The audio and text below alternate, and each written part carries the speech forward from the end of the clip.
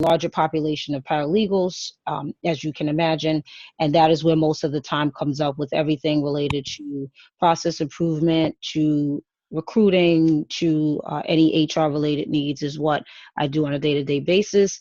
Prior to being at Hogan Lovells, I started out, I'm a graduate of University of Maryland, College Park. Seems like eternity ago now, but it was a good time, so I often like to reference that. But I started out at Skadden Arps and then transitioned into a few other firms to try to get the different sides of law firm life, not only as a litigation paralegal, but so that I could transition into what I eventually determined would be the management side of working with paralegals. So that is a summary, quick summary of my background, and hope this conversation is helpful for everyone. That was one of the things when we were going through interviews with the different firms. Our school really emphasized how the firms had different cultures and different practice. And I admit that I was just like, oh, that doesn't sound like a real thing. I'm sure they're just all firms. And then you go into the firms and you're like, oh no, actually they do have their own ways of approaching things and their own sort of philosophy. So I feel like that the cross-firm experience really is very helpful. Joanne, could you tell us a little bit about how you piloted PacerPro? Sure. So we started out with a pilot program, gosh, like about 3 years ago, I think is when we first started using PacerPro. And what I did is I found out who was our main PacerPro user at the firm right then. We didn't have a enterprise account with them at that point, but I did know that a few attorneys were using the software and loving it. So I found my attorney champion, and he suggested members that he thought would be good for our pilot group. We had about 15 attorneys and a couple of paralegals that were in our pilot group. And then my champion encouraged everyone to participate, which was really important. Sometimes when it comes from a partner, people are more likely to participate than if I just ask them. So after we kind of figured out who we were going to have in the group, we invited the control group, and we hosted a meeting that just kind of explained the benefits of using PacerPro and how PacerPro worked. And then we did about a 3-week pilot, but I would recommend people do like a 2-week to a 1-month pilot, just so everyone gets used to how it works and can give you feedback then at the end, so that you can see if there's any pain points or the training I provided, if that was sufficient training, or if there were things that I needed to kind of beef up the training or give them some pointers in certain areas. So after we did that, we did the rollout. What we did with the rollout is first we trained the docket staff members so that they understood how PacerPro worked. We then sent out kind of like an introduction email to the litigation attorneys, secretaries, and paralegals, just to let them know what the service was, what it provided for them, and that we were going to be creating accounts for them. Now, PacerPro does offer to set up accounts for everyone, but because of my firm being as conservative as it is, they preferred that the docket staff set up the accounts. So we set up everybody's accounts and attach the ECF logins and passwords. Attach the PacerPro email to everybody's ECF account that we had on our master list. This also gave us an opportunity during the rollout to make sure that we did have all the attorneys' logins, that was a great benefit for us because we did get a lot more information than what we had. Once we created the accounts, we sent an email with their login and password, and then I had also created kind of a quote-unquote Sid Lee's manual for using PacerPro, and I attached that with those materials. And then after that, we provided training for the secretaries and the paralegals, and then we did some training at one of the litigation group meetings so that the attorneys also, got not a full training, but at least a good 10 minutes of looking over. And in addition to the rollout and that, what I wanted to kind of talk to you guys about was what we're doing now with maintenance and also some best practices. So we maintain the ECF master list for the firm. So we in Docket are adding the PacerPro emails to any new ECF accounts that we're told about. We set up monitoring requests as needed. So a secretary may call me and say, hey, I'd like to be added to this PacerPro PDF to go. We take care of that. And then we're also creating PacerPro accounts for all the new hires as they're coming in. So any new paralegals, secretaries, attorneys. And then this is also gives us an opportunity when a new lateral attorney is coming in to get his ECF login information and also update all his ECF accounts with his new firm information. So it's more than just doing the PacerPro part of it. We're also doing some account maintenance. And then as people leave the firm, we also remove their PacerPro accounts from the firm account. The one thing that a lot of attorneys are concerned about, and one of the best practices that I suggest to everyone, is that you make sure you have just a generic Pacer account to attach as the PacerPro ECF login that goes on everyone's account, and not use the attorney's NextGen. Because that is what the courts are concerned about, is that if you attach that NextGen, they're afraid that sealed documents are going to be put out to the public. And if you have that generic ECF password attached to the PacerPro accounts, it eliminates the attorney's fear of these under sealed documents being somehow publicly displayed. Julian, and then, can we pause quickly just there? Sure, Because I think some of the people might be less familiar, and I'll just show quickly. So the setup process that Joanne was talking about, this is a notice of electronic filing from the courts. This is how the courts notify attorneys and case teams of new filings. This one happens to be from CD-Cal. It's the Bank of California Securities Litigation filing number 553. The reason that people are onboarding it is they don't have humans, clicking these links. The ECF setup, which is that first portion, is this process where you can see that Andrew Gray here has secondary recipients. And so you need to add a PacerPro email address. So this is ecf.pacerpro.com. And critical in the setup is just that this happens systematically. For the majority of our clients, we will come in, so we send a team and we'll work from your computers to do the setup.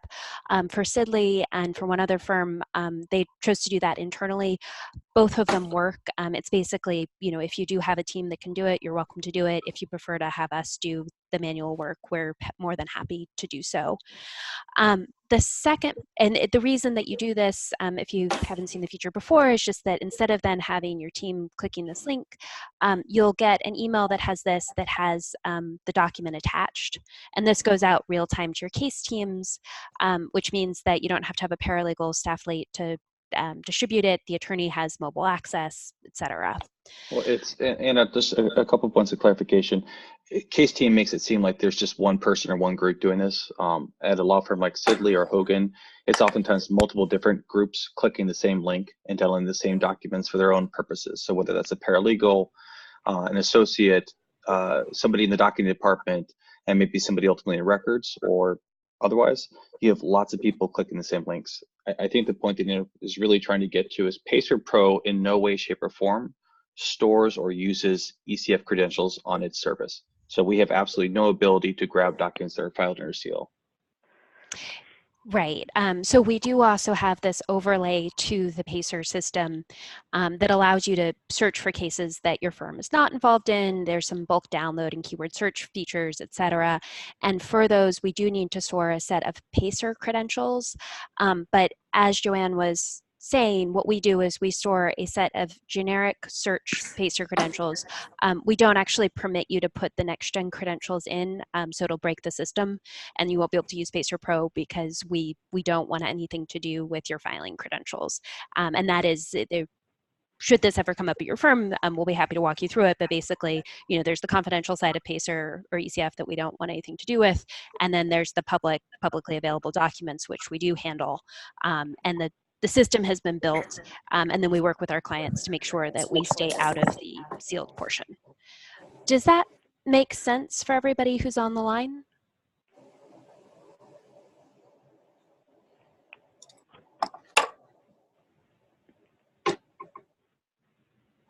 Okay. And Joanne, sorry, you were going to then go through a couple of other best practices, I think. Yeah, I was.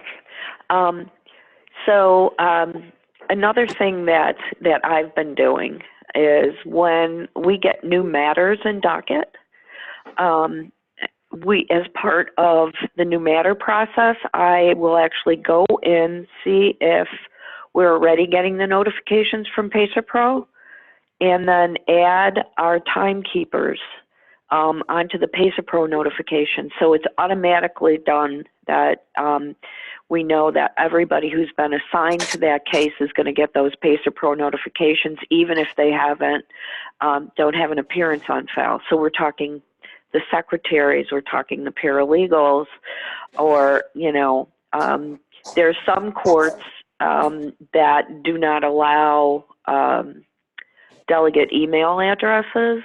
And this is another good way for docket if we do not have our delegate email address attached to an attorney's account, but we have the PacerPro email on there, we can also be added to that PacerPro notification so that we can do our docketing from the PacerPro. Also, some of my docket staff also have PacerPro up at all times when they're doing their docketing so that they can do a bulk download of the documents with all the exhibits, and that way it makes it much easier for them instead of having to do clicking back and forth. So it does assist with the docketing too. So I'm just going to show a quick bulk download here. Select all, download selected, and as you can see, all the documents downloaded. And then the naming conventions for your firm's litigation will be customizable. Yeah, and that bulk download is wonderful.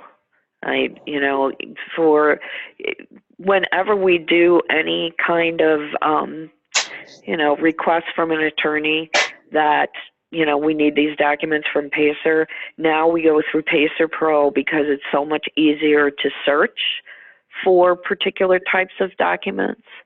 And I'm sure Anna is going to go over that too at some point. Just be able to do the bulk download. I mean, something that may have taken hours before will, take minutes. So it's a really powerful tool. It's wonderful. It always makes us so happy to hear that.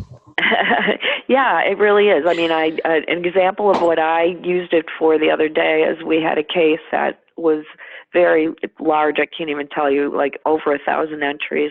And I had to look up and see to make sure that we knew everyone who had been admitted pro hoc vice at our firm. So all I had to do was type in pro hoc vice in that little filter area, and I was able to bring them all up and just have them on one area where, you'd easily find it. And it just saves so much time. It just really does. So. There is also, you can do that download part and then just pull here and it'll have everybody who's pro hoc, if that's easier. Yeah. Yeah, there's the two options. You can do the search on the thing, or the more info will drop all the party information into an Excel. Are there questions here?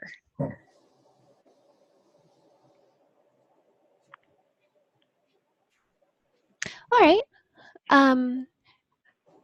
Are there any other best practices that are coming to mind right now, Joanne? No, those are the ones that we use. I do a lot of the maintenance just to make sure that the information that we're getting all those ECFs with the PacerPro attached, and yeah, so that's it. Awesome. Anna, uh-huh. I think we should offer a $10 Pete's Coffee card to the first person who asks a question on the call.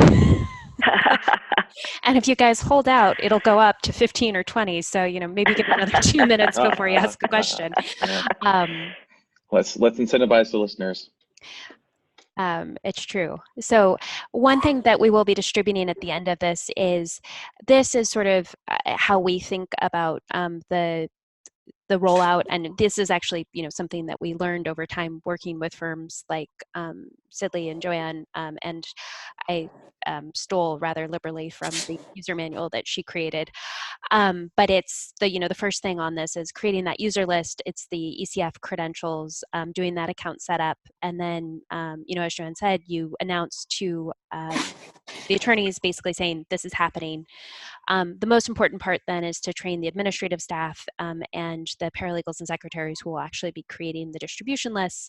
And then we offer the optional attorney training, which is generally sort of more of a goodwill gesture than them actually needing to learn how to use it. Because the idea behind the system is that everything will be set up on the back end.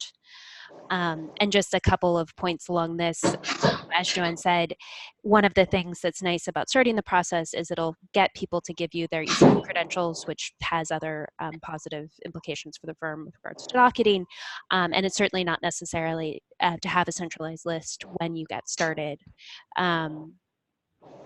Account setup, again, we're happy to do it just because it does take a fair amount of time, and we're happy to provide references of firms that have had us do it for them, but you're also welcome to do it yourself. We're just trying to make the process easier, so whatever works easiest with your firm.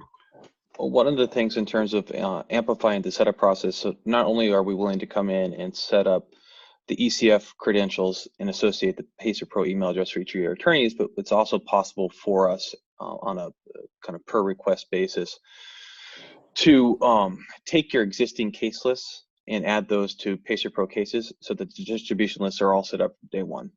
So it's not just the attorneys and the associated secretary / docketing departments getting in it, but it's all the associates and potential co-counsel and sometimes even clients who need the documents. So definitely something to take a look at. With regard to the announcement, again, the key is just to tell the attorneys that they don't have to do anything. So this is, and we can give you sample language that other firms have used along those lines. The administrative training is important because you want your admins in the various offices to understand what's happening, what tools will be available. And as Joanne said, there is a maintenance as you're going in. You've got lateral hires who are going to come, and you want to build that into existing workflows where you're updating their ECF credentials with their new firm email address, and you just add the PacerPro one in. And so, that seems to be going well for us. And then the staff training is really focusing on making sure that they can use the distribution list, which you saw me set up just a second ago. You type in the name, the client code, and then that bulk download, because the bulk download does seem to be a real favorite. Are there questions before we move on to Christina? Oh, hi, Jeff. What did you...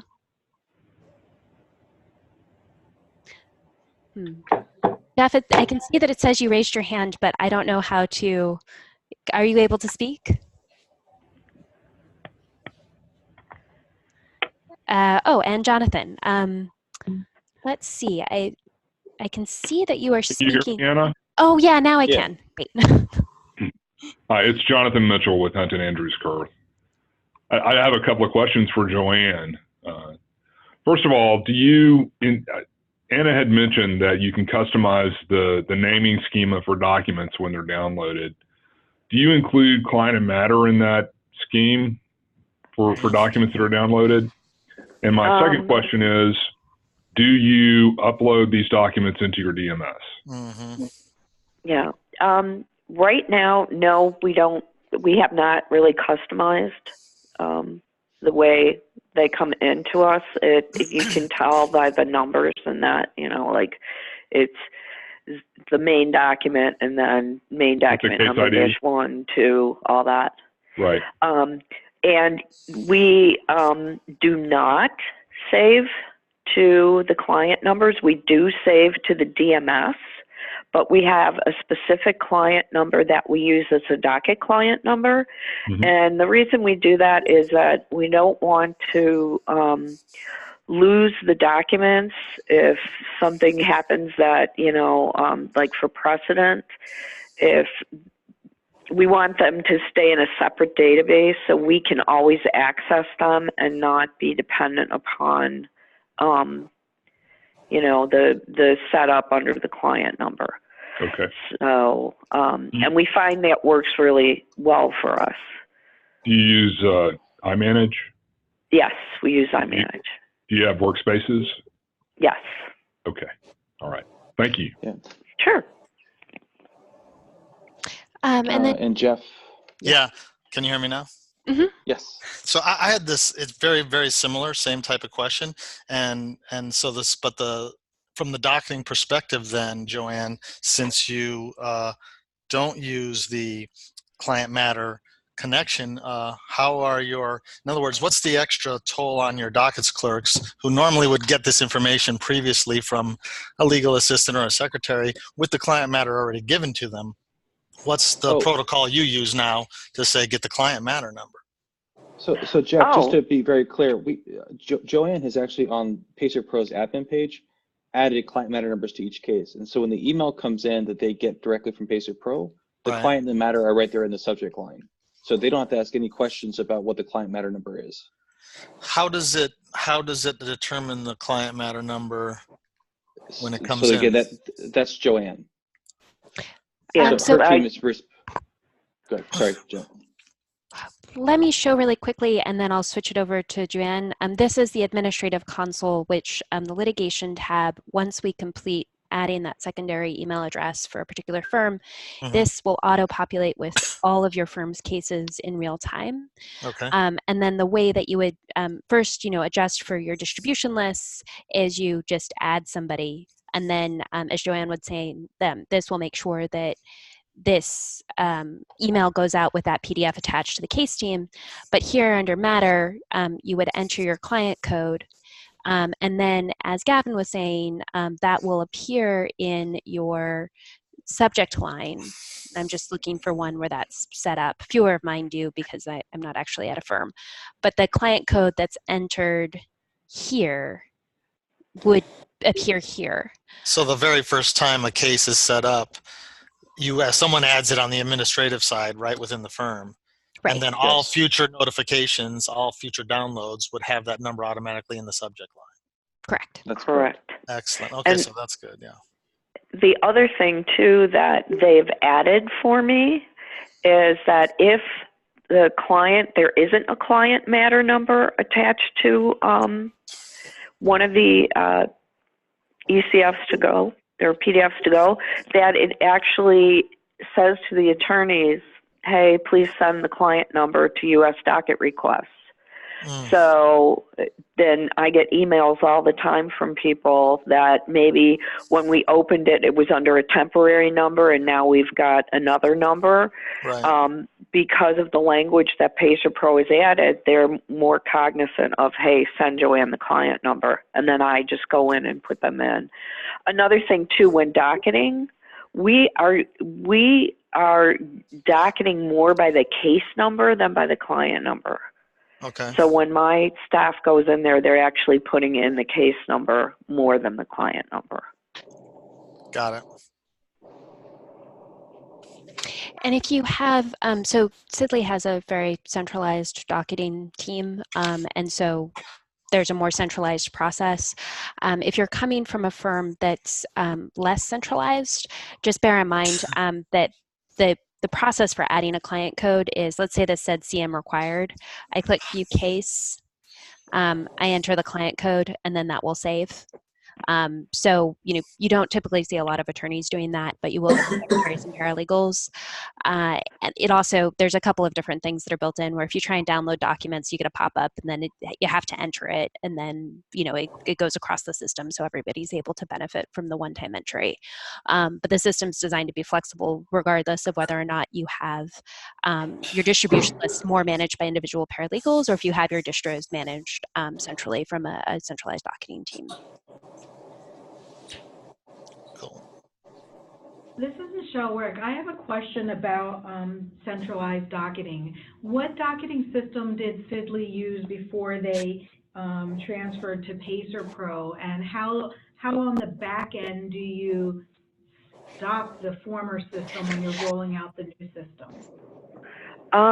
Well, PacerPro isn't really a docketing system. I mean, it provides us with the documents. We currently use CompuLaw. So basically, we're doing our calendaring and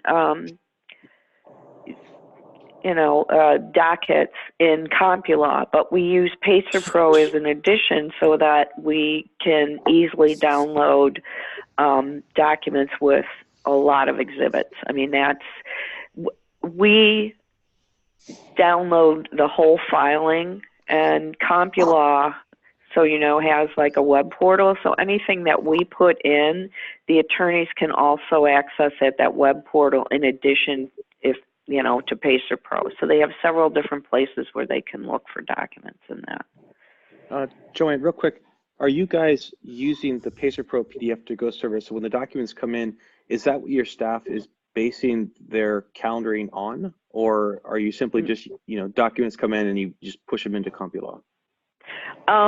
Well, we have a requirement that every single document gets read. Yes. So we're not relying on what the NEFs say. Yes. So we're actually docketing from the documents. Yes. And so having PacerPro with the documents attached right there facilitates not having to click the link as you used to have to do, go to the Pacer website and view the documents there.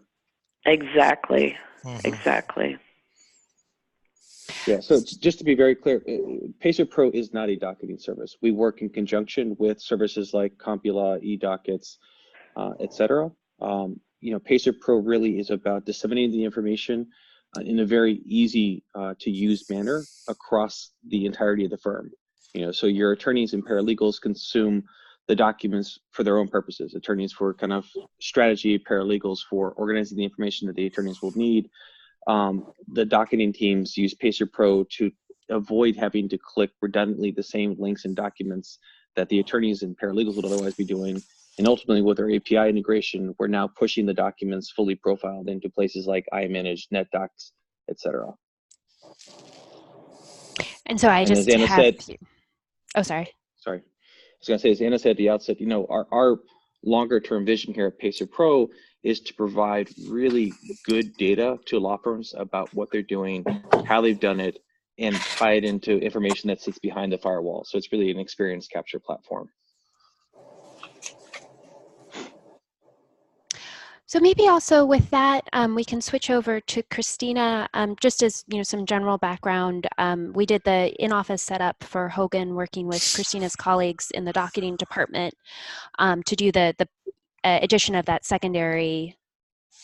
Well, just so that we're all clear, when I say back-end setup, what we do is we come in and we add these email addresses as secondary recipients to the attorney profiles, and then that makes the emails, the PDF to go emails available, and which is the mobile access that the lawyers like, but it's also then how we source the information.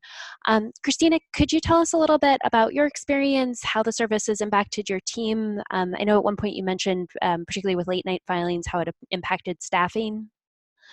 Yeah, so we definitely, just to give you a quick overview, in terms of the process, we did a very similar process to what was discussed about it being done and rolled out at Sidley. So it does work, and just to give you confirmation on that front, following that that process, and we did the other method, at least for the first office that we rolled it out with, where we had Anna and her team come in and actually enter in the information in a controlled environment in which our MCO team was there with them. But then when we did it for other offices, like our main office in DC, the firm wanted our actual docket and team to do it. So each office has different controls and different expectations or acts. So we follow it by office because given the size, we just had to roll it out office by office, given the size of our MCO team.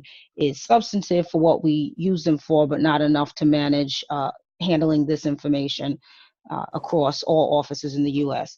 But in terms of how it affected the actual teams, we haven't yet made it a mandatory requirement, not only just because we're rolling it out office by office, but also just because that's just the way the firm functions on many different levels with rollouts.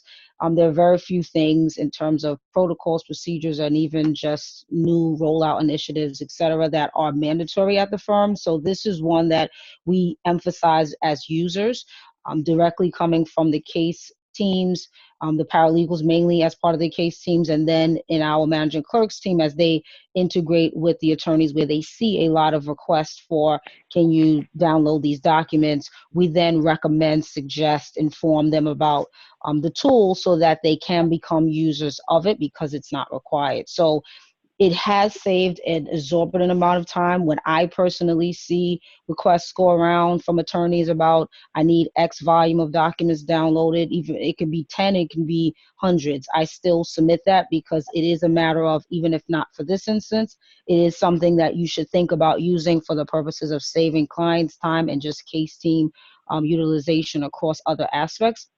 So the recommendation is always made from when I see it directly, and also nudging our managing clerk team to recommend it as well when they see requests coming their way. So as they get cases added to our docketing program, which is CompuLaw that MCO uses in the firm, they also are prone to ask the case teams or notify them rather that they are going to also add the case to PacerPro. So some of it is voluntary, and some of it, once it gets tied into CompuLaw, we make sure to also get it tied into PacerPro, because we do understand with these federal cases that needing to have the documents available to you quickly is important, and it'll just save time in the end. So it definitely has been a huge time saver, a better use of time.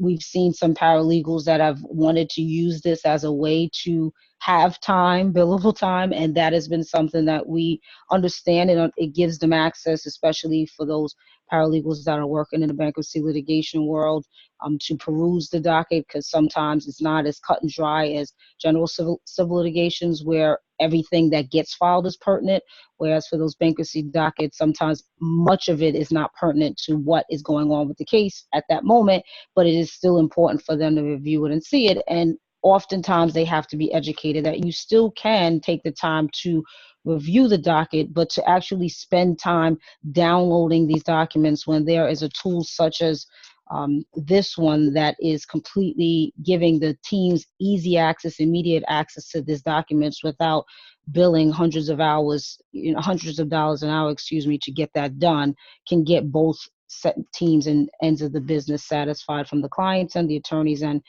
from the paralegals knowledge foundation. So it has been a great tool that has been well received at the firm. Again, it's not used across, but we have done a few presentations locally within the offices, and the litigation heads within the respective offices are aware of the program, and it is ultimately up to them to decide when it's appropriate to roll it out. But we do our part on the management side to make sure that it is something that is marketed and communicated about, because we do understand the time element of this and just the easy access to the documents that PacerPro makes it.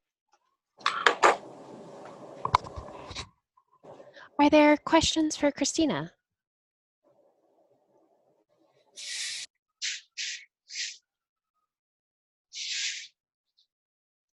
Christina, what has been, in your estimation, the general reaction to the PDF to go service among your case teams? Has that been something that you've seen been well received, well adopted? And Absolutely. were there? Go ahead. No, go ahead. I'm sorry. Oh, I was going to say, what tends to be the reaction when the first email comes in to kind of what the attorneys and case teams do afterwards? Yeah, the main and the immediate reaction came from our paralegals when they, especially the seasoned ones, when they found out about this, because New York was the first one, excuse me, to get the tool. And then when we rolled it next to DC, when the paralegals in DC found out about it, they were just floored. I mean, because they knew the amount of time that they had spent, used, wasted, for lack of a better word, in regards to doing that when many other requests were sitting by the wayside. They really felt like they were missing out because of so much time that had been wasted in the past. So they have been, very excited about the tool. The attorneys, the ones that have, because it is hard to transition them, and the concerns that were discussed that you guys touched upon about making sure, you guys are not accessing and seeing things that you shouldn't be seeing, and all of that protection.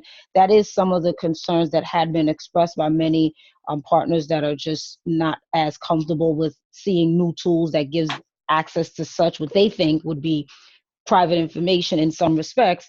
But once those associates mainly were, educated about how it worked to then push that information up on a day-to-day basis to the partners, there was some responses where people would just like, they did not even want to see a paralegal ever, billing on that, knowing that this tool was out there. So it's still a work in progress in terms of getting everyone on board to use it. But those that have used it have had nothing but a positive experience with it, especially from a billing perspective. I just remember, having worked in a law firm, particularly at the paralegal level, you got really bright, motivated people, and they want to work on stuff that drives value for the firm. And the Right. idea that you're staying at a firm till 10 or 11 o'clock at night because you're anticipating the filing come in, and then you just sit there clicking links, Right. it takes years away from your life. Let people work on stuff that drives value for the firm and allows people to use their brains. Right. So, yeah. Absolutely.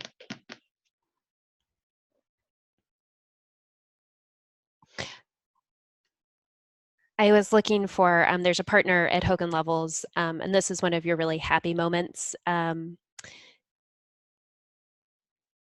when you're a vendor, but Sean Marotta, who's a partner down in DC, tweeted, don't know how I lived without PacerPro, but I can't find the tweet right now.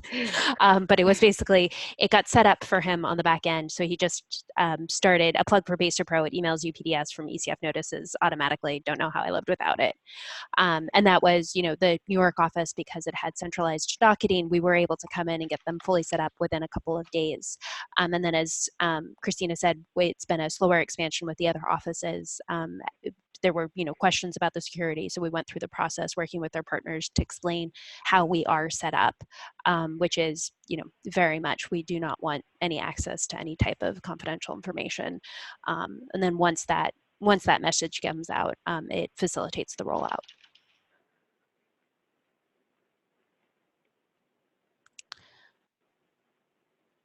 Are there questions here?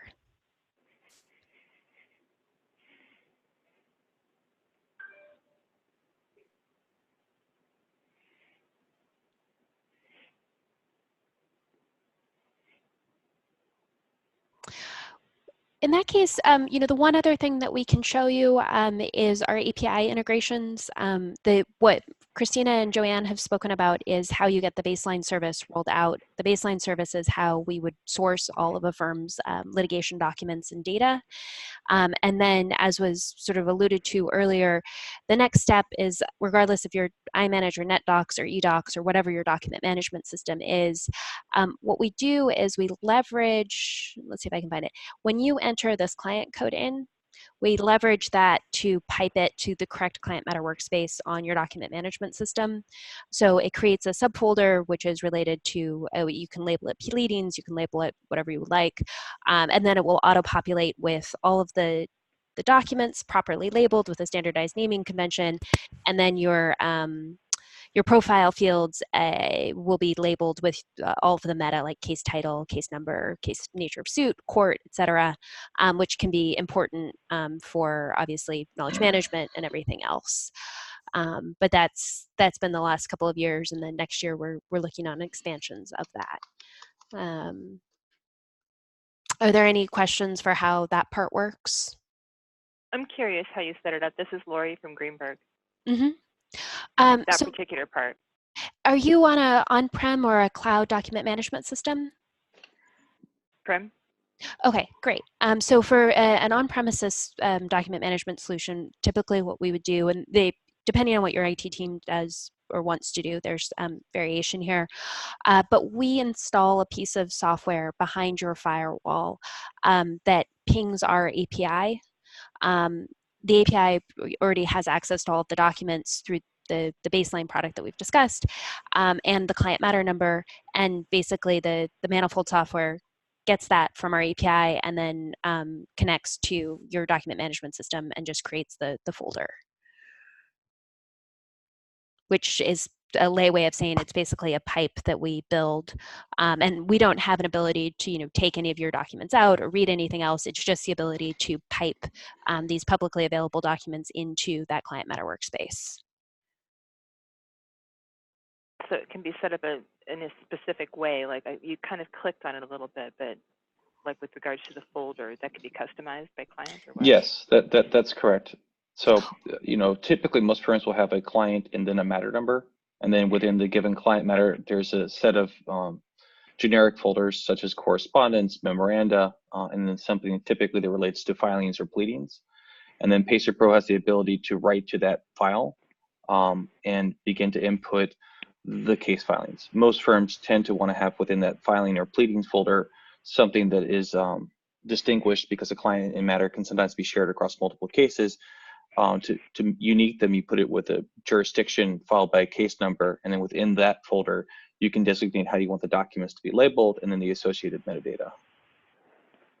So really what you end up with is a short conversation with the IT department, followed by a mapping exercise, followed by some playing around with the data with a small pilot group.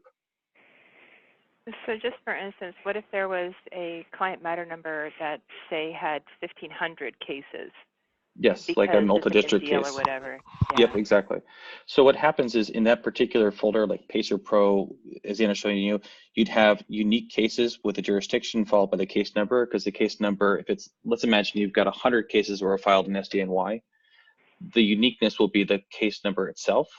And then you've got maybe, your 1,500 example, another 2,000 or another 500 were filed in Indy, Illinois, right? Again, the cases would be within that same client and matter. So pleading, PacerPro, and again, the language there can be whatever you have in your system, followed by the jurisdiction, followed by the case number.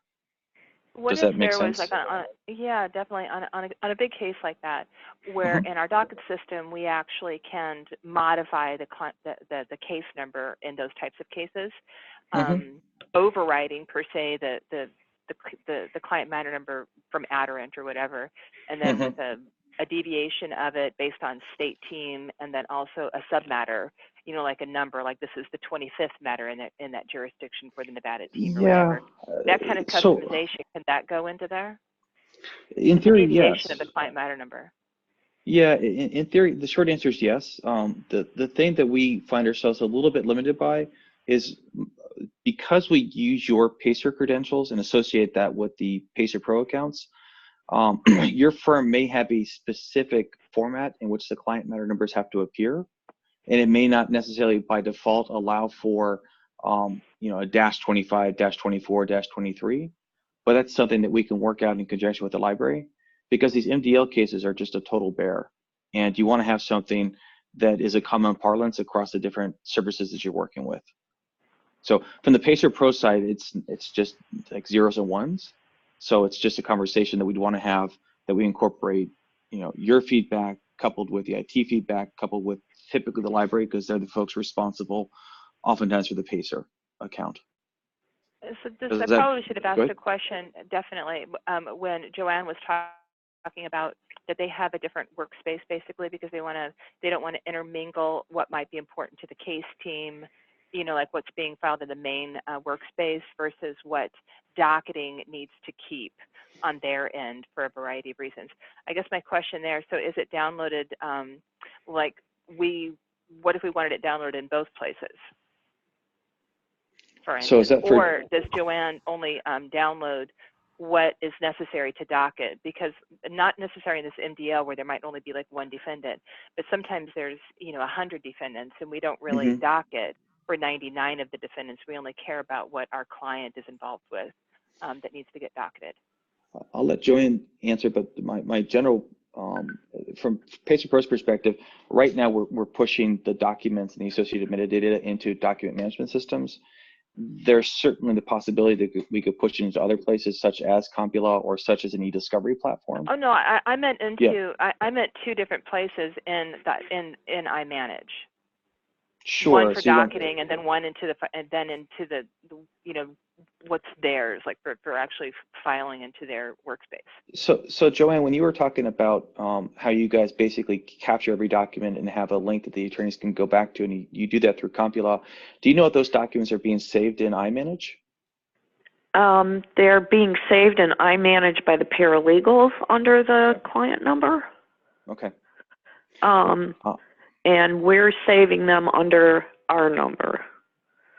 And it's funny because when we first started doing this, they were like, well, why would you want to do that? And then IT actually came over to my way of thinking on it of, we would like to have our own area so that, we don't have to worry about something that maybe is taken out from under the client number for some reason.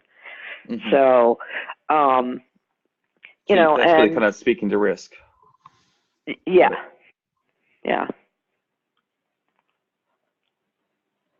So like, for instance, on bankruptcies where you're a creditor and you don't want, I'm just curious because so very, very little of it is actually something that you docket, when there's 1,000 creditors.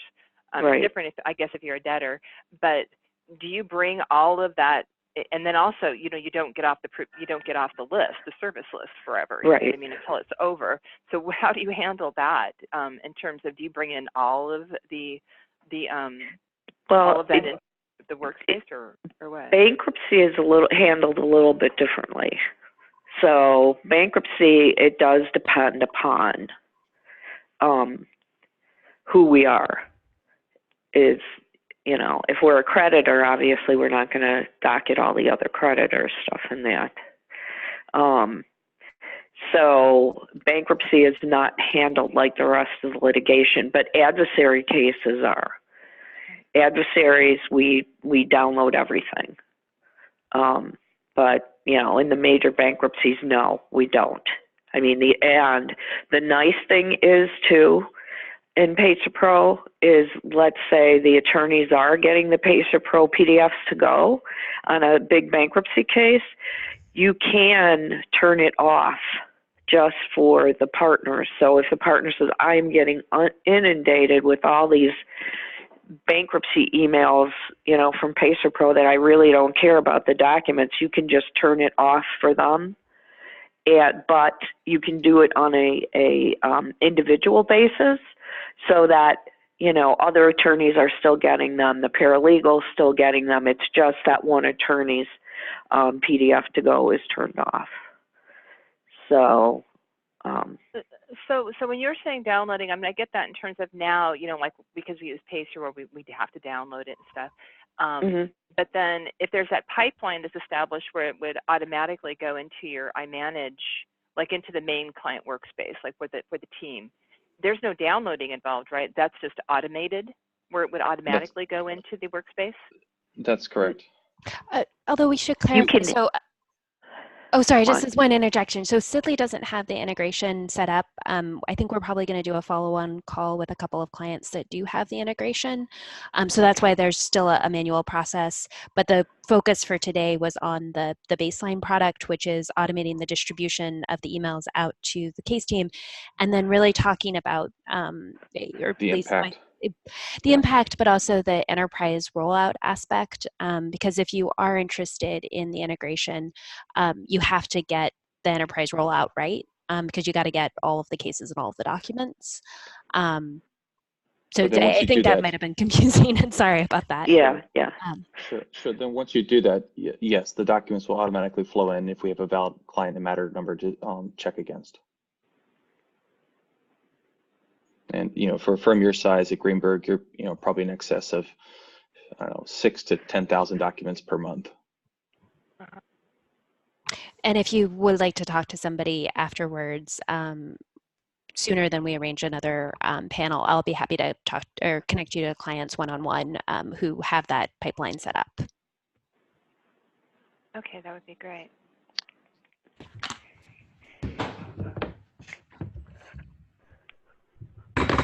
So we're getting to the end of the hour. So if anybody does have questions, now's the time to think about those. I'll show you really quickly what this looks like in NetDocs.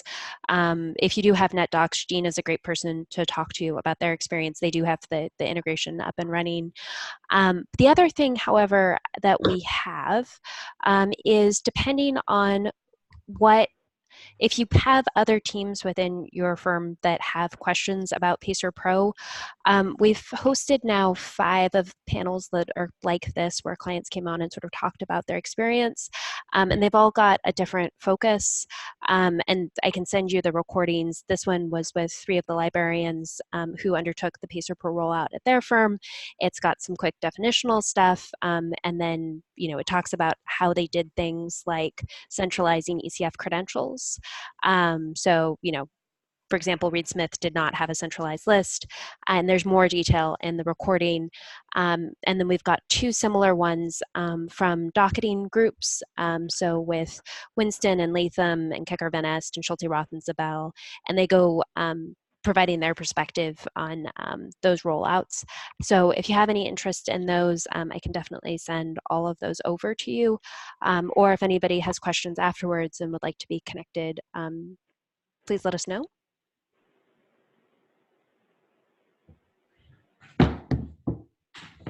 All right. Thank you, everybody, for attending. And thank you to our panelists for discussing their experiences working with us. It's always been fun working with the 2 of you. Thank you.